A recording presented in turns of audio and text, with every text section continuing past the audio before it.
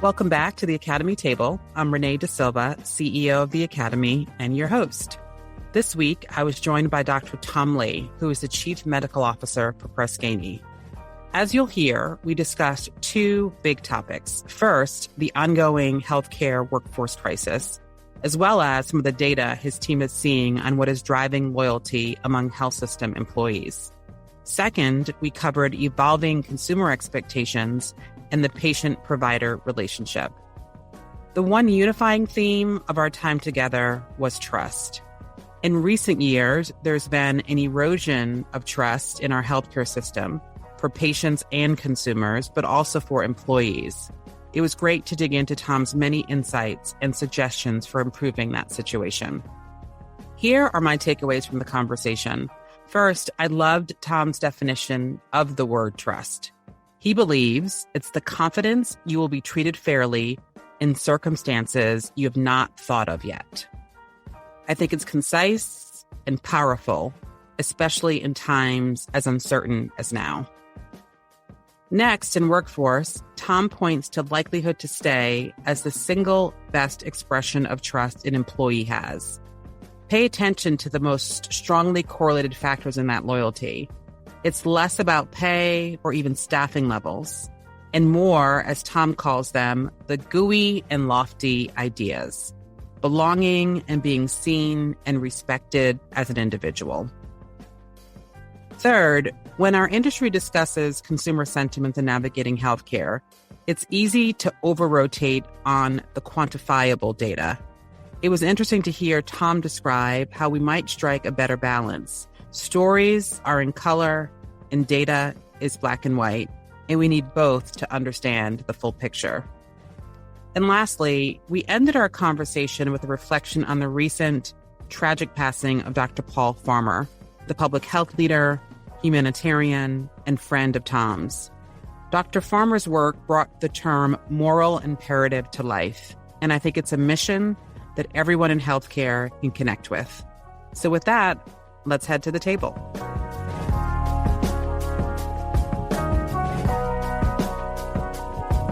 Tom, welcome to the table. I'm so happy to have you join us this afternoon. My pleasure, Renee. So you have such an interesting background. You are currently serving as Chief Medical Officer at Press Ganey, and you are still an actively practicing internist. And so I just wonder, what were some of the early forces that shaped your interest in healthcare? Well, I am a child of immigrants who came from China in 1948. And like many children of immigrants, I wanted to have a career where I could have impact and, make the world a better place and do work that I could be proud of. And healthcare fills the bill. And I'm struck by the fact that you've kept a clinical element in your portfolio. How does that active seeing patients every week, how does that clinical practice impact the way that you think about the challenges facing the industry? Well, I know that a lot of physician executives give up their patient care. I've always wanted to keep it. And my boss, Pat Ryan, the CEO of Press Ganey, he actually told me he wanted me to do it. And he thought if I wanted to broaden it, go ahead. And I think the main reasons I want to continue doing it, first it's interesting. But secondly, you can understand what patients and caregivers are going through by being a primary care doctor.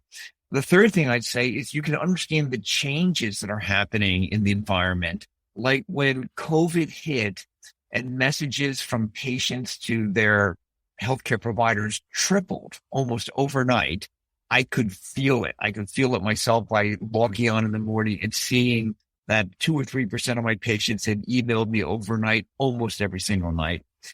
And then finally, you can just feel the pressure for improvement because you can feel the friction in the system where when things aren't going well because it's rubbed in your face. So being in a role where I hope I'm trying to make healthcare better, knowing what I'm supposed to do and for whom, that's what patient care does for me. I bet you that bi-directional, almost real-time feedback lab environment makes you both probably a more sensitive physician. And then also when you think about what you can do from your current platform at scale, informed by the anecdotes and stories of your patients, I bet you that's a very powerful combination. Well, when you find yourself saying things to patients like, someone will call you sometime and tell you something, and you have no idea who it is, when they will call, and what they will say, you feel silly. And that's a problem to be fixed. Now, most of us, just cringe and go on with our life. But if you're supposed to be a leader of improvement, you cringe, write it down, and then you try to make a dent in the problem somewhere down the line. So speaking of challenges to solve, maybe there's so much ground to cover with you, Tom. You are encyclopedic about so many facets of healthcare. So I'm going to try to cover several different themes with you. And I want to start with workforce, which I would say in my executive conversations, it's the number 1, 2, and 3rd issue that CEOs are most focused on. And so let's maybe start with workforce as our first topic. And I know that you think about and focus on lots of different data underpinning the loyalty as it relates to the workforce challenge. What would you say are the most powerful correlates with an employee's likelihood to stay at a health system these days?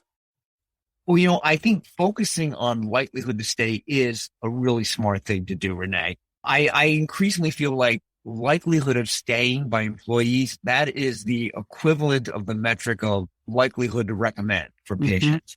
It is the single most powerful expression of their trust in the organization. So we've got to train more doctors and nurses and other personnel. We've got to recruit them, but then we have to hold on to them. And when you ask people of their likelihood of staying, the ones who indicate that they're looking around or that they might not be there in 3 years, about 1/3 of them do move on. So in a time where we've got to retain people that we have, looking at likelihood of staying and what drives that is a very important thing to do.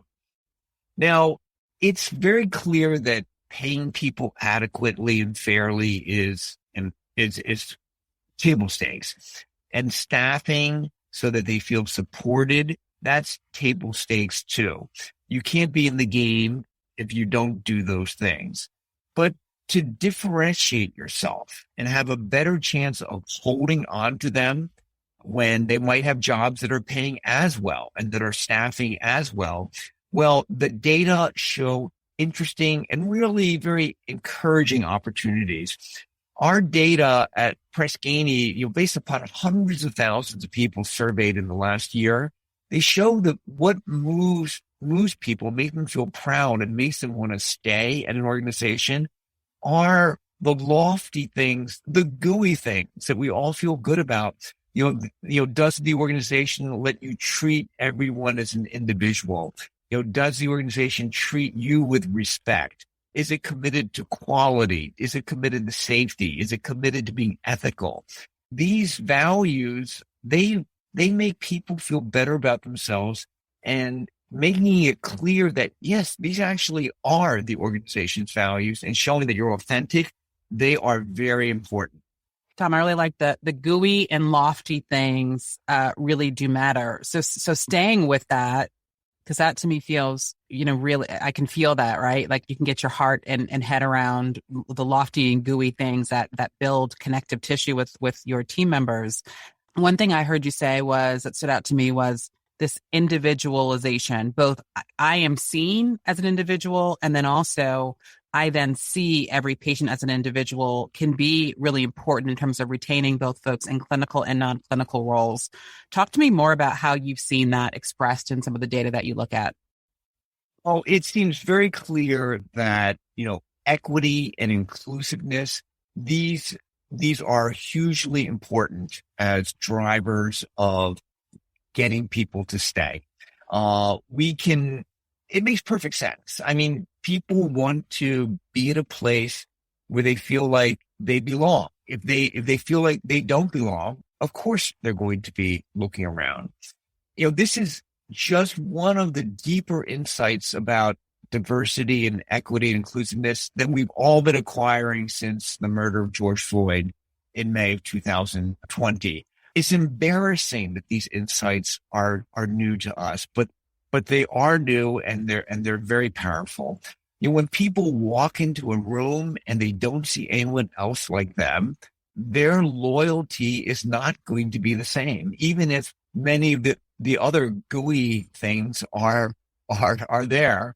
You need diversity. You need diversity in management. You need diversity in the C-suite. And it's not just race and ethnicity, it's gender, and it's, every other type of subgroup that you can think of, making everyone feel that they have a chance of being valued as an individual. That seems like rhetoric, but it really is an operational imperative. And it's very analogous to making every patient feel like they are being listened to and respected for who they are. Yeah. I mean, it's stunning, really. I think it's something like employees are 4.5 times more likely to look for a new job if they don't really feel that equity and inclusion is permeating through the organization. So, we talk about the business imperative for investing there, that's a great guiding principle. And it's something that people can work on tomorrow, and if not today. It's not something where you have to be making long-term plans around. You can start working on that culture right away in what you say when you walk around and you talk to people, who you talk to. And I know that changing the diversity in the C-suite, that takes years, but beginning the work of making the culture more inclusive, that is something that can be done in a very short time frame.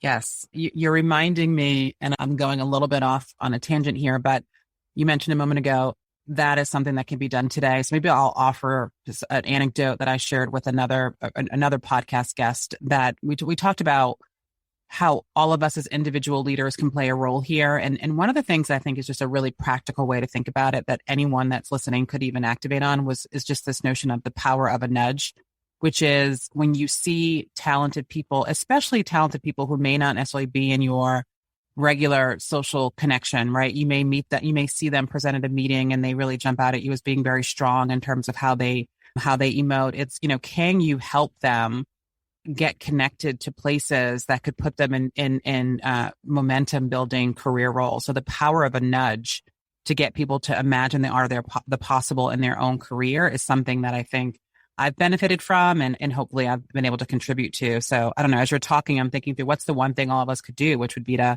help people see the potential in their career path and maybe, especially if they maybe don't look like you, right? We have found over and over again that employees of all types are happiest when they feel like they are getting better and they are part of an organization that is also getting better. So having a growth mindset is good for performance and it's good for retaining employees. And frankly, they go together. Indeed. So I want to stay on this thread, but maybe zoom in a bit. You published recently in Harvard Business Review around the challenges facing, in particular, women physicians. And so let you elaborate a bit on that. Tell me a little bit around why do we see maybe an outstripped level of or an outpacing of attrition within physician leaders these days? Well, women are having higher rates of burnout in all types of roles, but women physicians are particularly vulnerable to this. And a lot of them are cutting back and they're leaving the workforce with the extra stresses of the last couple of years. Now, I am married to a woman physician. One of my 3 girls is a woman physician. And I wrote this with a woman physician, Jessica Dudley. I think I would summarize by saying women do a better job, overall. I think the data show that women spend more time with patients. They spend more time documenting. And there are even some data showing better outcomes with women physicians, like for patients with myocardial infarction. If your cardiologist is a woman, you have a very slightly higher chance, but statistically significantly higher, of surviving. So women do a good job. Now, there are good male physicians, of course, but women do a good job and they pay the price for it. They spend more time late at night documenting in electronic records. Their notes are longer and more complete. And then they have more women patients, and women patients, they need things like pap smears, good breast exams. These things take more time.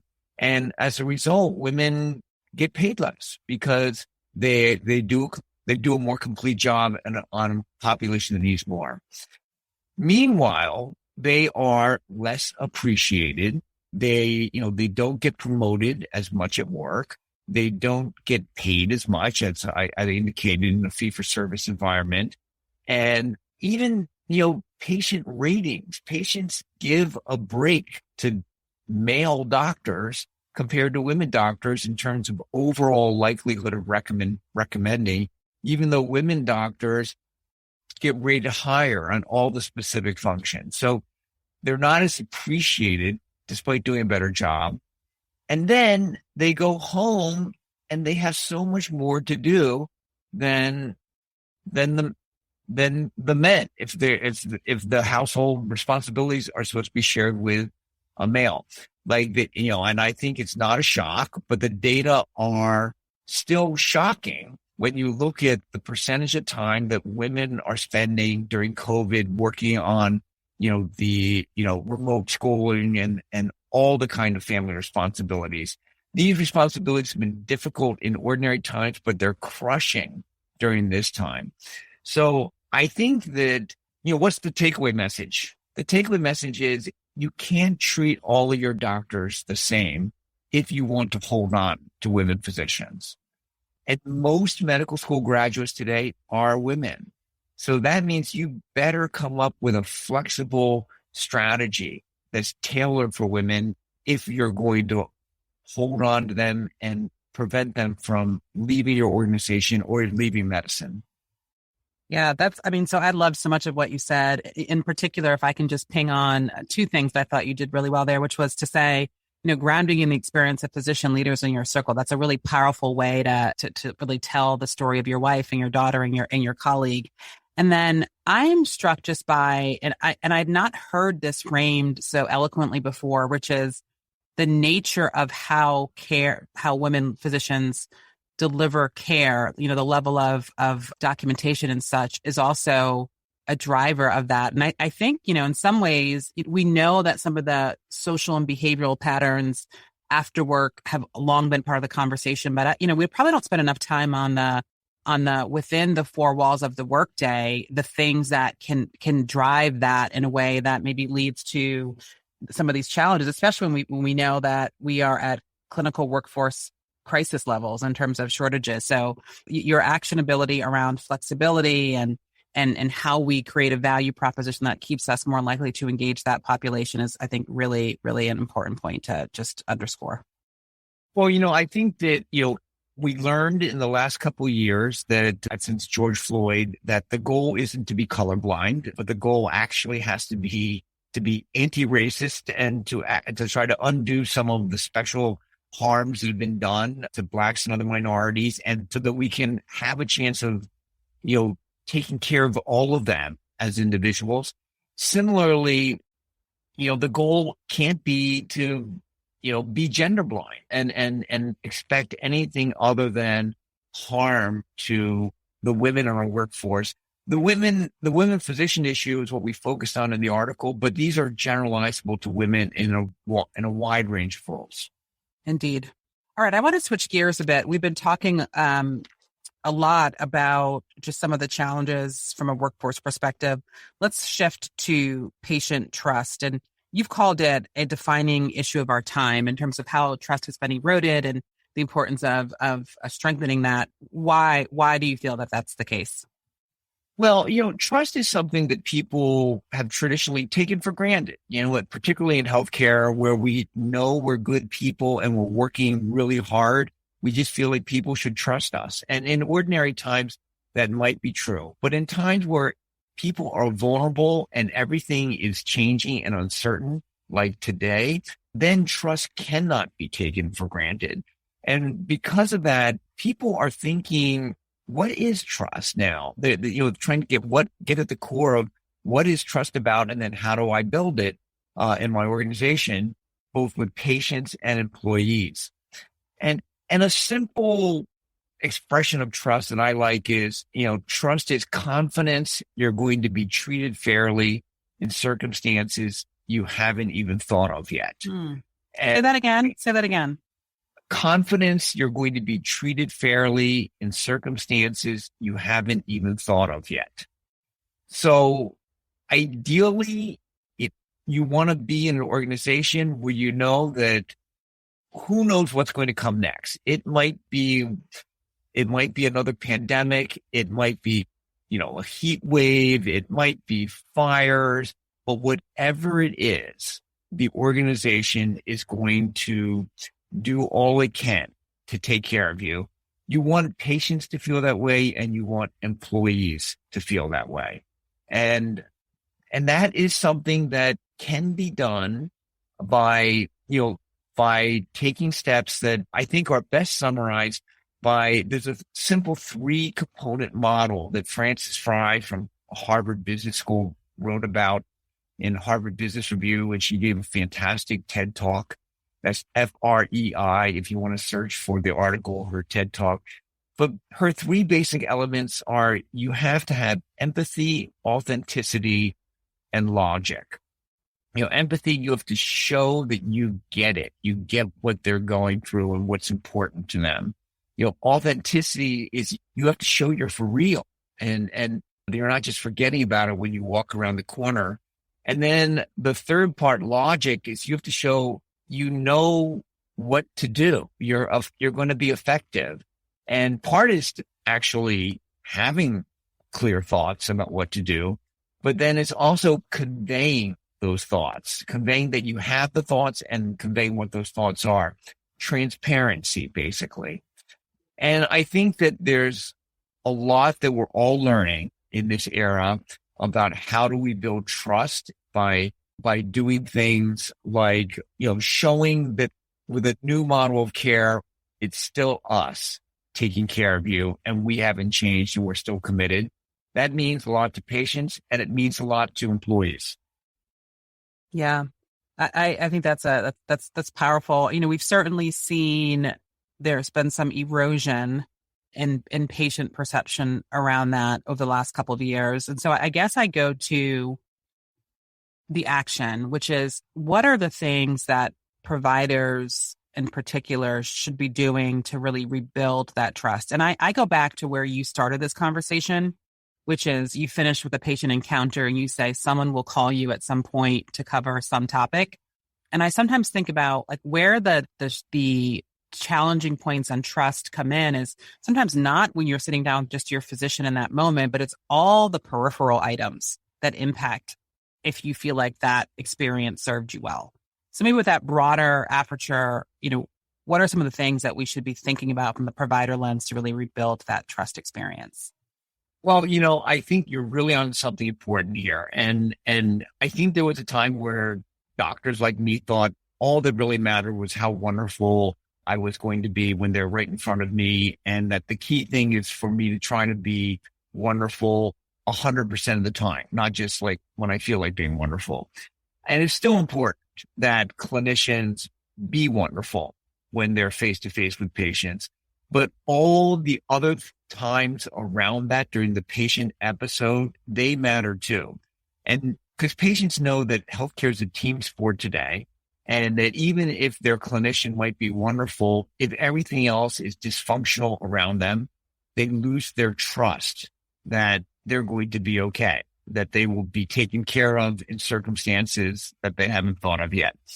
So I think that where the arc of healthcare history is zooming toward is working across the value chain of activities, working with payers, working with other organizations to make things smooth and decrease chaos. So that one thing I believe that, we should be doing is online scheduling, online appointment making for giving that access to patients. And many organizations are now starting to do this.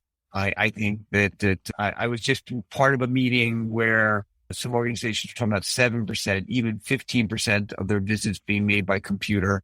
But the truth of the matter is it ought to be offered for, as the default, because anyone who's trying to make phone call appointments has gone nuts lately because no one has enough people to answer the phones.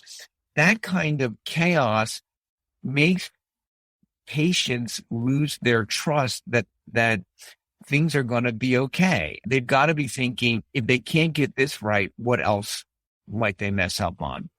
So working on the systems that surround the clinician-patient interaction is important in a way it never was in the past. I'd also say that transparency, high reliability, those two basic principles should be baked into the DNA of everyone working in healthcare. You cannot be too transparent. You cannot push high reliability far enough. And so sharing your data on like patient comments, for example, that's what Press Ganey focuses on, but not only sharing them on your website, but exporting them to the other sites that patients / consumers might look at, even payer directories, that kind of thing. It is only going to make patients feel more trust for you when they see the same thing everywhere. Yeah, maybe just staying on that. I was going to ask you, when you're talking about transparency, from what lens? But you're running at this point, running sort of deep around the consumer perception of the care that they received and having that available as consumers are making choices in care. I guess just staying on that, I mean, just given how much noise there is, whether it's, and I'll sort of stay agnostic as to the various platforms, but how much noise there is, I think about how you effectively curate that for patients, how you have the right, and how do you inform that holistically? Just maybe comment a bit on that. What have you seen as effective ways to break through that noise to give patients the right input versus just maybe one or two different anecdotes? What does good practice look like as it relates to this transparency point? Well, I think that you need to give multiple types of data. You've got to broaden and deepen the way you're listening to patients and responding and showing people that you're listening. And when I say broaden, it means not just like after the doctor-patient interaction, because that's what we can bill for, but actually collect the information about the whole process. Like, when they wake up and find some lump on their neck and think, what the heck is this? That's really when the episode begins. And I think that using technologies that were really developed by, consumer researchers to do quick, timely, short surveys at these various moments in time where there's friction, that's where improvement is the work of improvement is beginning to really focus. And then the flip side is going deeper and, listening using AI and natural language processing to extract insights from narrative data.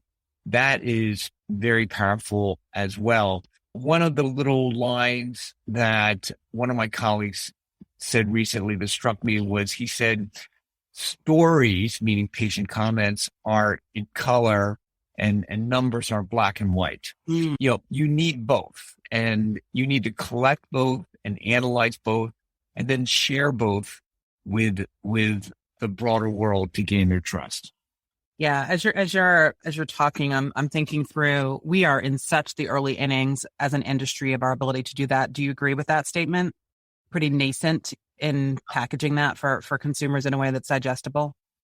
Yes, we are, but I'm really excited. I think we're at an inflection point where things are really accelerating. I think we're past an inflection point. So I've seen demos of new approaches where you can do online Zoom focus groups, and you're not only extracting information from what people are saying, but from their facial expressions. And our ability to gain insight into what matters to people is really being accelerated by technology. And then our ability to interact with them is being transformed too. One thing that we're all recognizing now because of COVID is that, yes, the clinician-patient relationship matters, but there's the team-family relationship. I mean, it's a team of clinicians working together and non-clinicians, and the whole family matters. And then there is the delivery system community relationship. All of these matter. They're actually all important for gaining trust and holding onto your market share in your business. But our ability to capture the data and respond to it, I think technology is putting us into a very exciting new place. And I think things will be changing in 2022. It's not a decade-long transition. Yeah. We have a fun time ahead. Yeah, I love that. And I'm sure all the physician friends that I met at the academy will appreciate that, because my current way of figuring out where do I go if my mom needs a knee replacement is, asking a physician friend that's contacting my cell phone.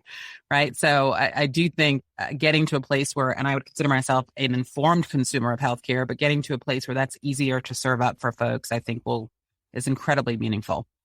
You can always fall back on emailing me. Yes, perfect. Be careful what you say, though, because I'm unapologetic with my attempts at doing so. So I'll be judicious in that, though, Dr. Lee. All right. Final question, not at all related to healthcare, unless you take it there. I ask all of my guests this, which is, if you could invite two people for a conversation at a table that you curate, who would you invite and why? Well, I love that question. And I'll the first one will be someone who I can't invite anymore. It's my very good friend and colleague who passed away 2 days ago, Paul Farmer. And, we started Partners in Health. And the one that I'd pair him with is another wonderful colleague from the Brigham, Atul Gawande. Now, in fact, all three of us have sat at dinner tables before, and I'm grieving that the three of us can't sit together again. But what I would say about Paul Farmer and what I would say about Atul Gawande, that the reason I'd love to have dinner with them again is that first, we all love healthcare. I mean, healthcare people can be pretty boring, but I think we're all the kind of people who go to parties and they go off to the side with someone who wants to talk about healthcare. And I'm certainly in that category myself. But then the thing about them, and I hope is true about myself, is that I think that they're a great combination of being idealistic, but also optimistic. And I think that they're both grounded in reality, but they have that right combination. And I feel like if I in my professional life am doing things that they would approve of, that would mean I'm on the right track. So that's who I'd like to have dinner with. That's fantastic. I did not know Paul Farmer directly, but just I've sort of been immersing in a little bit of his story, just given the recent events, and he seemingly has built an incredible healthcare legacy. So I'm sorry for your loss there, and really probably for the loss for us as a global healthcare community, given his impact there. So that is a great response. And I will tell you, yes, you healthcare folks can be boring, but I've spent a lot of time with healthcare leaders, and you also are a lot of fun, just driven by mission and also just a deep commitment to the work. I've really enjoyed the opportunity to spend time with many of your colleagues over the last couple of years. My pleasure. And, Paul Farmer brought the term moral imperative to life for me. I mean, it wasn't just rhetoric with him, it was for real. And I think that if we look at our work, we'll feel that more often when we think of Paul. It's wonderful. Well, Tom, thank you so much for joining. I really have appreciated getting to know you a bit more today. My pleasure. I look forward to more. Thank you. Thanks again for joining me at The Table. The Table is a podcast produced by the Health Management Academy. Make sure you catch future episodes by visiting our website, theacademytable.com, or by subscribing on the podcast platform of your choice. And if you have suggestions for topics or guests, I'd love to hear from you. Please drop me a note at Renee@hmacademy.com. I look forward to talking with you soon.